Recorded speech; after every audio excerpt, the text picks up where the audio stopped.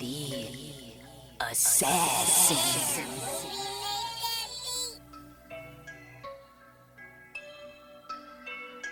You know I break necks, call me Jack Tate. I have no regrets while your life is fading. I'm a crazy fuck equivalent to Satan. When I'm behind the mic, I feel like the greatest. You know I break necks, call me Jack Tate. I have no regrets while your life is fading. I'm a crazy fuck equivalent to Satan. When I'm behind the mic, I feel like the greatest.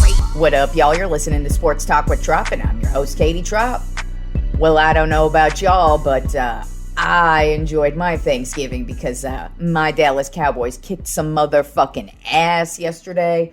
I mean, really, all three games yesterday were complete and utter ass kicking. So let's get right into the Thanksgiving Day games, beginning with the Green Bay Packers at the Detroit Lions.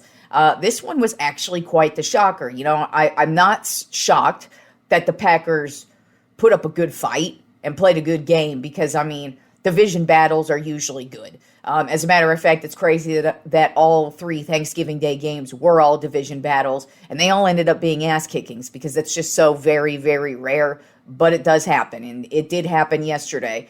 And, I mean, the Packers jumped right out, scored a touchdown right off the bat. The Lions were able to counter, but unfortunately for them, they just kept having turnover after turnover. I mean, this Packers defense had Jared Goff on his ass all day. They forced 3 fumbles on him, took away 2 of them. And, Jordan Love had a very solid game for the Packers, which was shocking just because they were missing Aaron Jones, their star running back, due to injury. And so I just kind of assumed that was going to take away all the offense that they had. And no, the Packers came out and they played an excellent game against a good-ass team, and they got the win 29-22. And, I mean, really, obviously, the edge was all those turnovers that they caused from Jared Goff. And even though Goff had all the turnovers, he still had a really solid game, 332 yards and 2 touchdowns. It's just those fumbles really, really cost them in the end. But, I mean, good for the Packers to just come out and not lay down and not just give this one up to the Lions. And even though the score, it sounds close, 29-22, it was not, because the Packers were up 20-6 in the first quarter, and they really never looked back. And the Lions were able to get a couple of scores in the third and the fourth quarter, but they just were never able to really get anything going at all. And you could just tell, basically from the first half, that this was going to be all Packers all day, and that is what ended up happening in that game. And the Lions did what the Lions do on Thanksgiving, and that is lose, because that is now officially their 7th Thanksgiving Day loss in a row. So, woo, go Detroit. Then we had the Washington Commanders at my Dallas Cowboys, and as I said, the Cowboys kicked major ass yesterday. They stomped the Commanders into the ground, 45-10. Dak Prescott actually had a record-breaking performance where he had 4 touchdowns yesterday, and that is actually his 10th 4-touchdown performance in his entire career. So that is a Cowboys record. And Tony Pollard had a really solid day as well. He had 79 yards on the ground and a touchdown. And but that was not it. It was all about that dude, Deron Bland. He picked off yet another interception and ran it back for a touchdown, which makes it his 5th pick 6 of the season, and it is now a record in the NFL, not just for the Cowboys, but that is an NFL record. So who would have thought that not only would Trayvon Diggs' backup just be really fucking good, but he comes in and breaks a record. Like, I'm not looking forward to next season, obviously, because we still have the rest of this season to go, but damn, Diggs and Bland in that secondary are going to be unstoppable. So I really hope the rest of the league is put on notice right now, because we're going to have Diggs back next year with Bland back there. And God knows what else we're going to do. But, I mean, just the two of them, how you going to throw deep on them? Because, I mean, the both of them, they're shutdown corners too. Yeah, they're ball hawks, but statistically, you actually take a look at it, and they're shutdown corners as well. So good luck to y'all next year because the Cowboys defense is going to be really fucking good. But I mean, shout out to Deron Bland because not only did he step in this role and is shining, but like he keeps going. And it was crazy too to watch him get that interception because it was kind of far away. And it looked like there were 2 instances on the run back that he was going to get tackled and it wasn't going to be for a touchdown. But you really wanted the dude to get the touchdown just to break the record. And he did on Thanksgiving Day. And it was a fantastic performance from the Cowboys all around. And they ended up getting the win 45-10. And then the Thanksgiving night game ended up being the San Francisco 49ers at the Seattle Seahawks. And the 49ers just dominated from start to finish. They got the win 31-13. Brock Purdy had yet another solid game, 209 yards, a touchdown, and an interception. Christian McCaffrey, when has he not had a good game this season? Well, he had a phenomenal game with 114 yards and 2 touchdowns. And then Deebo Samuel also had a huge game with 79 yards on the day. So just another ass whooping by the 49ers against the Seahawks. I mean, the Seahawks did not play a good game at all. And I don't think it was just that the Niners are a much better team than them because, yes, the Niners are a much better team than them. But they did not put up any fight. It didn't really look like that it was Geno Smith's injury that was hindering his performance at all. But, I mean, it was just straight up domination. And I kind of feel like that's going to be the slow roll down the hill for the Seahawks. Because I've been kind of waiting for the other shoe to drop with them. I felt that they're a really good team, but they're just not quite there yet. They're very young and they have other issues they need to work out. And then now they've got injuries piling up. So I'm not shocked with what I'm seeing from them, but I expected a little bit more fight out of them against their division rival. So now that it's Black Friday, we actually do have our first Black Friday game ever.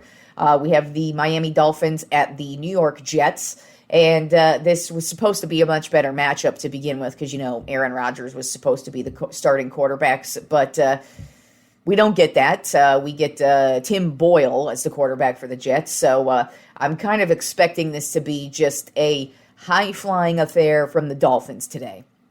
Yes, the Jets have a very good defense. And they usually and the Dolphins usually don't play really good defense as well. But the Jets have just been reeling. And they're just terrible offensively. And I just don't think they're going to even put up a fight. This team just feels like it's getting worse and worse with each and every game. So I have the Dolphins rolling easily in this one, 41-20. And then Simon has the Dolphins as well, winning 23-17. And also just to catch you up on the head-to-head matchup with Simon, last week I went 11-3, bumping my record up to 106 wins and 58 losses. Simon went 10-4 last week, which bumped him up to 102 wins and 62 losses. So I have now extended my lead to 4 games. And in yesterday's matchups, let's see, I had Detroit, Dallas, and San Francisco. So I went 2-1. And then he had Detroit, Washington, and San Francisco. So he went 1-2. So he's now falling back a couple more games behind me. So better catch up, Simon, because we're at week 12 now. But anyways, now let's get to the Sunday games. The early games are going to be beginning with the New Orleans Saints at the Atlanta Falcons. Right now, the Falcons are a half-point favorite. And I mean, that's no shock there. It seems like Derek Carr is going to play. He's been taken out of the concussion protocol, so it seems like he's going to be good to go for tomorrow. Also, the Falcons will be starting Desmond Reader at quarterback again, so who knows if that's going to provide them any spark. I don't believe it will.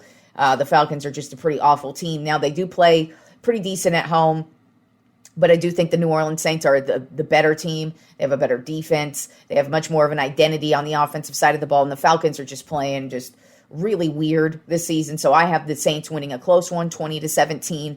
And then Simon actually disagrees with me on this one as well. He has Atlanta winning 27-23.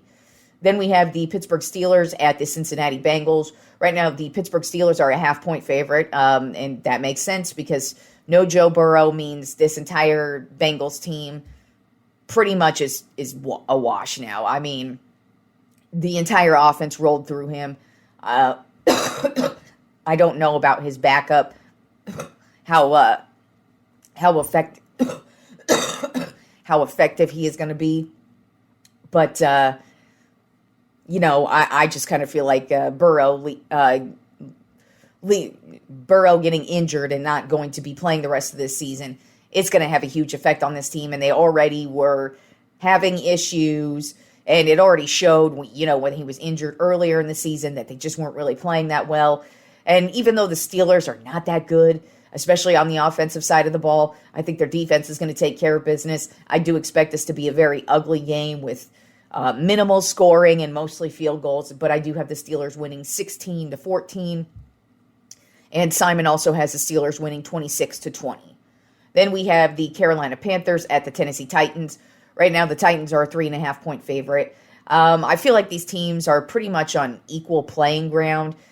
They have two rookie quarterbacks starting for them now. I think the Titans have a bit of an edge on offense just because they have Derrick Henry, of course, who's obviously one of the best running backs in the league.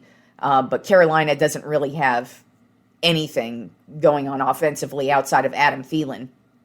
So I feel like they're just going to have an uphill battle. Now, I don't think the Titans are that much better than them, so I do think it's going to be a close matchup.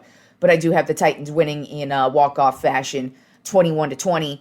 And Simon has opted to take his Carolina Panthers in a close one, 23-20. Then we have the Tampa Bay Buccaneers at the Indianapolis Colts.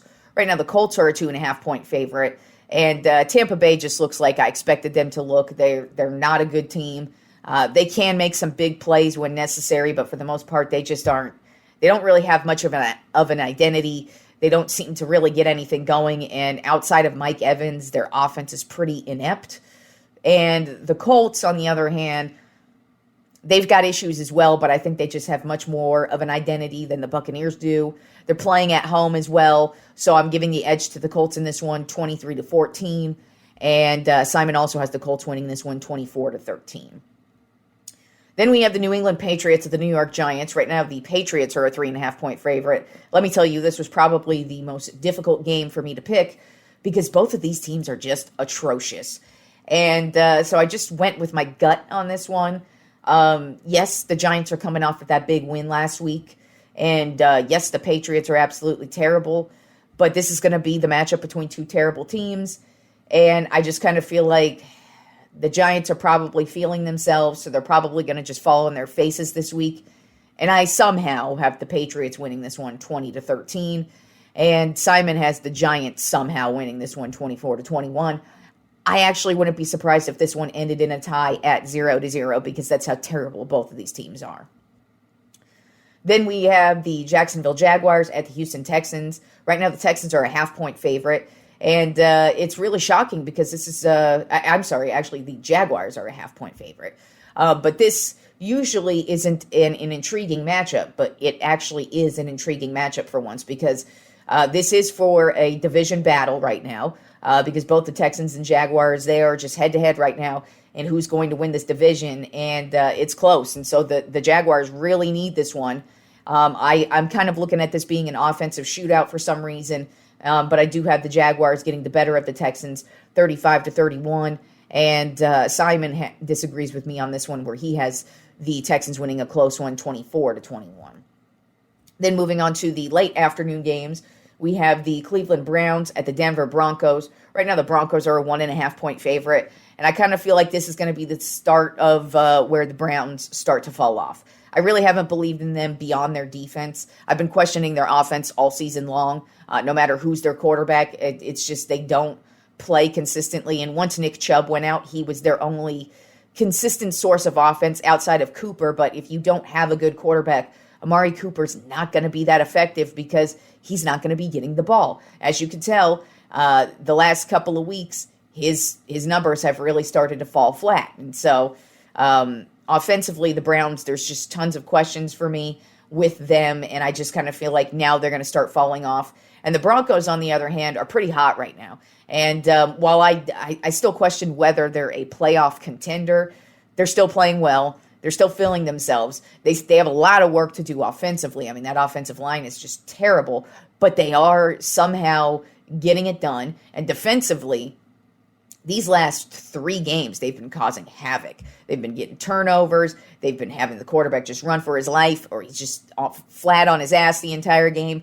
So I'm leaning towards the Broncos in this one, in a close one, 17-14. And Simon's also leaning towards the Broncos in this one in a close matchup, 20-17. Then we have the Los Angeles Rams at the Arizona Cardinals. Right now, the Rams are a 1.5-point favorite. And, the Cardinals, they've just been a bad team all season long. They don't have any offensive weapons. Kyler Murray's just coming off of his injury. And while he's shown spark, and you could tell he's getting better with each and every game, he ain't got shit to throw to. They don't really have much of a ground attack, and their defense is very mediocre. The Rams, not looking very good either, but they are supposed to get their rookie running back this week, so that should help them provide a little bit of a spark to the offense. You also have Puka Nacua, who's been just playing really well also. So I just kind of feel like the Rams are going to eke this one out 21-16, and Simon also has the Rams winning this one 24-19. Then we have the Kansas City Chiefs at the Las Vegas Raiders. Right now, the Chiefs are a 9.5-point favorite. I don't believe in the Raiders, no matter who their coach is. They're not a very good team. They are very good defensively, but offensively, there's just way too many questions about them. Kansas City's coming off of that tough loss, and while there's a bunch of questions with them, they're still the defending champs, and they're still a much, much better team than the Las Vegas Raiders are. So I'm going with the Chiefs in this one, 27-17. And Simon's actually picking the Raiders in this one, 27-26. Would not be surprised, just because this is a division battle. But for me, I wasn't bold enough to go with the Raiders in that one. I just feel like the Chiefs are just gonna the Chiefs are gonna bounce back from their loss, and I feel like they're just gonna go ahead and get that win. Then we have the Buffalo Bills at the Philadelphia Eagles. Probably the best game of the weekend, depending on how the Bills play. They do seem to be getting better, but I don't know if they could play at Philly's level. If the Bills were playing how we kind of expected them to play at the start of the season, I would think this was going to be that Buffalo had a shot. But for me, even though I hate the Eagles, I want to see the Eagles lose, and I feel like Buffalo's going to give them a run for their money. I just don't see Buffalo beating the Eagles. I just do think that the Eagles are a far superior team. Yes, the Eagles are probably due for a loss, but I don't think it's going to come against Buffalo at home. I just kind of feel like in the end, Josh Allen's probably going to make a really stupid mistake. And this defense is not a defense you want to make mistakes against, because they're known for taking the ball away and sometimes even scoring in the process. And even if they don't, their offense is completely capable of scoring. And so I just kind of feel like that's what it is. It's just that the Eagles are going to do what the Eagles have done all season long, and that is just win every game of inches, do everything right, make the least amount of mistakes, and walk away with the win. And I have the Eagles winning 23-20. And Simon is actually going with the upset in this one, Buffalo 27-24. So good on you, Simon. I was not bold enough to go there. I considered it just because I was looking at it. I'm like, I know the Eagles are due for a loss, but this is at home. If they were in Buffalo, I might have gone with the Bills in that one. But since they're in Philly, they're playing really well at home. And I just feel like, if as far as talent goes, Philadelphia Eagles, far and away, are much more talented than the Buffalo Bills. The Buffalo Bills are a good team, but they don't have it like the Eagles do, especially if you're talking about situational football. I'm going to trust the Eagles in every type of situation at this point, because they've passed the test every time. So I have the Eagles winning a close one, 23-20. And like I said, Simon's going upset 27-24. So hopefully Simon's right on that one, because I'd like to see the Eagles lose, but I don't know. I don't trust the Bills at all. Then moving on to Sunday Night Football, we have the Baltimore Ravens at the Los Angeles Chargers. Right now, the Ravens are a 4.5-point favorite, and I've just completely lost all faith in the Chargers. I think their coach is trash. I don't think they're good at situational football. Their defense is absolutely atrocious. They get blown up in coverage all the freaking time. And they're just not a good football team. And the Ravens, on the other hand, they've had some bad losses this season, but that's it. They haven't been blown out. they've been those really close losses. And so I just kind of feel like the Ravens, they're coming off of a loss. And I just feel like the Ravens are just a far better team. Their defense is much better. I actually think this one is going to be, the defense is going to be a huge reason as to why they win.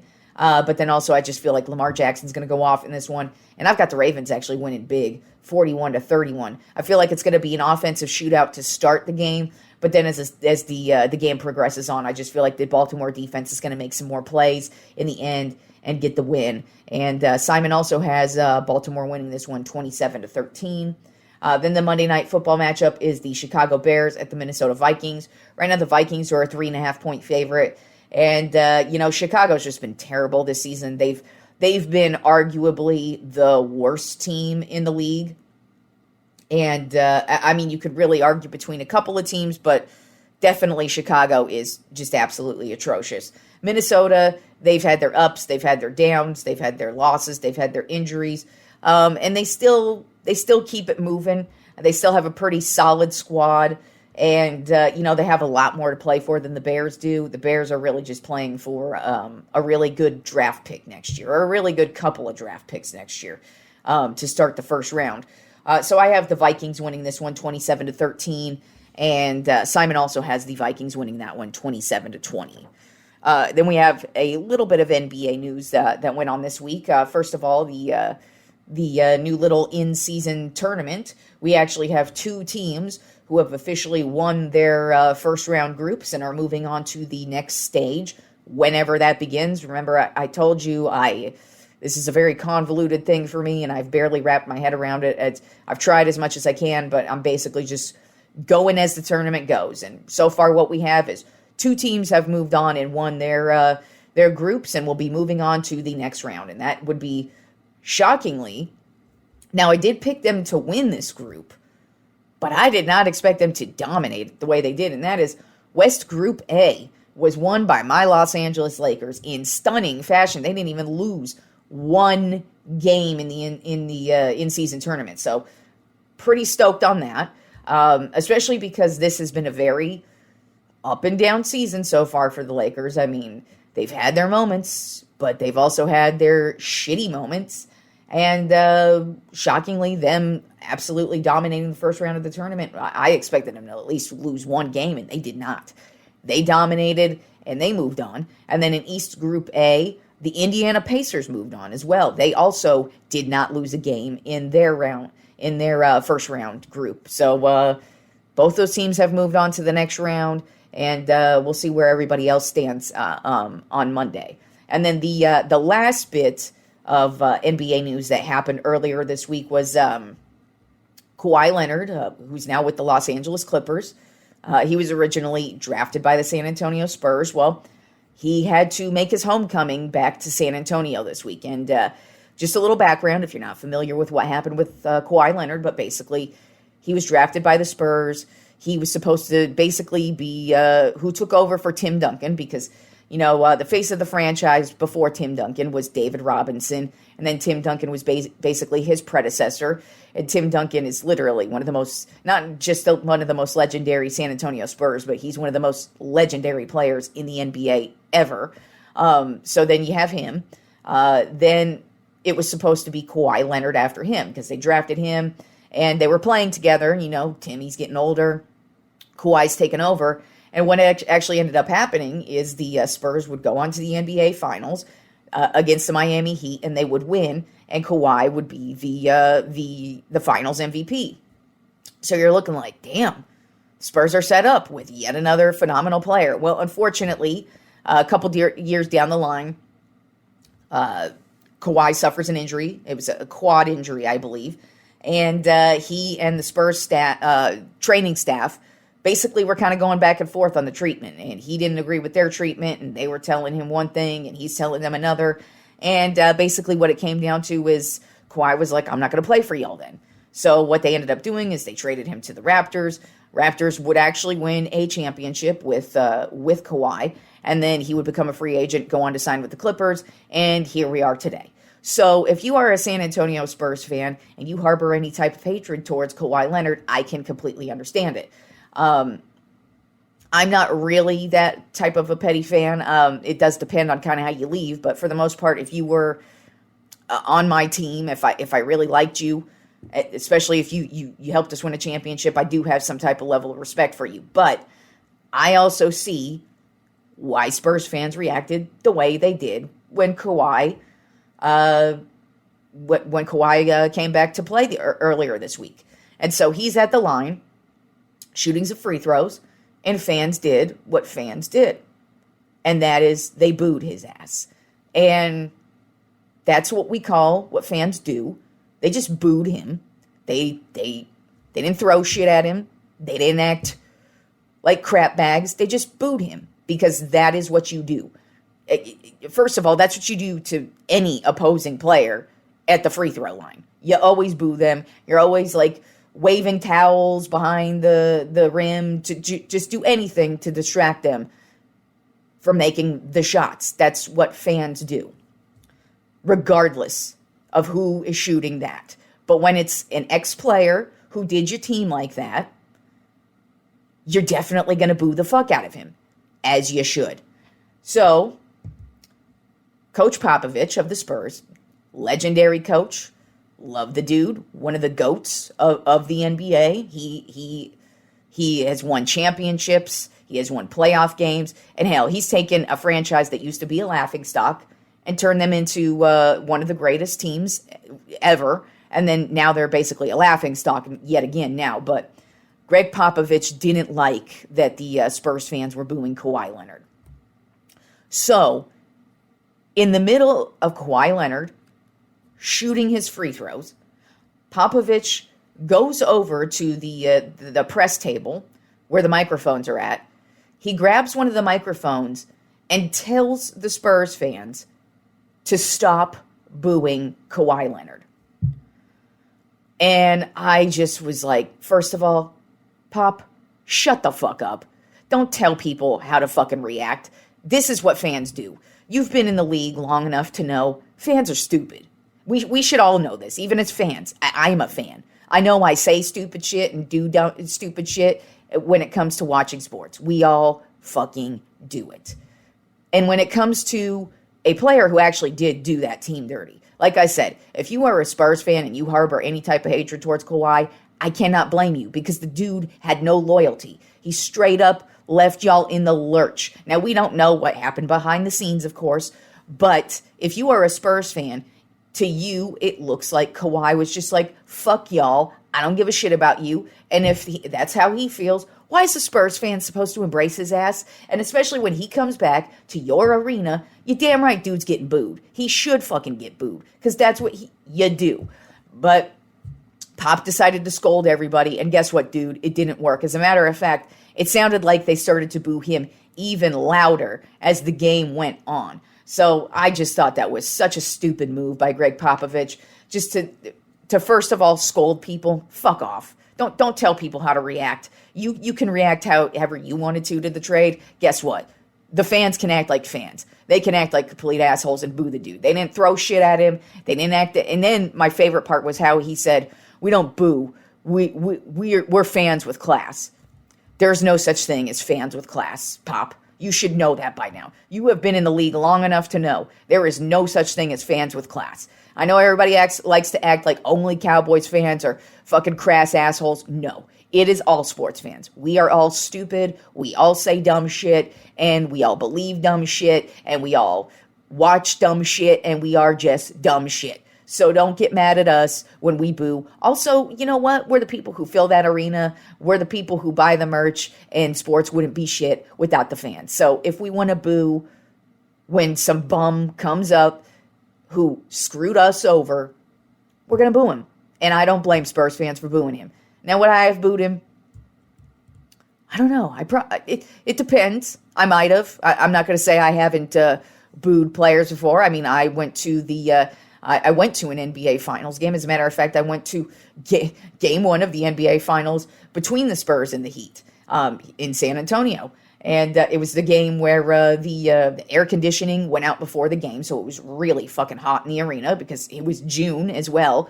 But I actually remember LeBron ended up getting cramps and he had to be carried off of the court at one point in the game. And I actually laughed and booed his ass and called him a pussy. Obviously, he's not a pussy. Like, come on. But that's what us dumbass fans do. And that's what we're all going to do. So, Pop, save your fucking scoldings for your stupid spats with all the fucking retarded politicians that you want to get in your little spats with. Us fans, that this ain't who you want to take it to. You might want to fucking retire if you can't handle the booing. For Christ's fucking sake. For a player who's not even on the team anymore and who fucked over this team. I just thought it was insanely ridiculous, insanely stupid, and I needed to rant about it because fuck you for telling people to not boo. That's what fans do. As a matter of fact, now I hope every time that Kawhi Leonard comes to the stadium in San Antonio, I hope every time he touches the ball, the fans boo 10 times louder than they did in the previous game. So, thank you, Karen Popovich, for scolding all the fans. But yeah, that's my rant for the day.